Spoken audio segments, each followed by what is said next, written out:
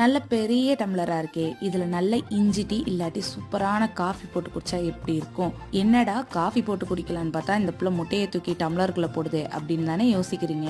விஷயத்துக்கு வரேன். அதுக்கு முன்னாடி நான் கேட்கிற கேள்விக்கு பதில் சொல்லுங்க. உங்க வீட்டுல முட்டை தீர தீர 4, 5 அப்படி வாங்கி பயன்படுத்துவீங்களா, இல்லாட்டி 1 மாசம் 2 மாசத்துக்கும் சேர்த்து முட்டை வாங்கி பயன்படுத்துவீங்களா? கண்டிப்பா எனக்கு கமெண்ட் பண்ணுங்க. என்னைய பொறுத்தளவுக்கு ஃப்ரிட்ஜை அதிகம் பயன்படுத்தாம முட்டை வாங்கினாலுமே 4, 5 அந்த மாதிரி தீர தீர வாங்கி வெளியிலே வச்சு பயன்படுத்துறது நல்லது. இல்ல நாங்க ஃப்ரிட்ஜ்ல தான் ஸ்டோர் பண்ணுவோம் அப்படின்னா அதை எப்படி பக்குவமா ஸ்டோர் பண்றது, ஃப்ரிட்ஜ்ல எந்த இடத்துல வைக்கணும் அப்படிங்கிறதுக்கான ஒரு சூப்பரான டிப் வீடியோ வேணும்னா செக் பண்ணி பாருங்க.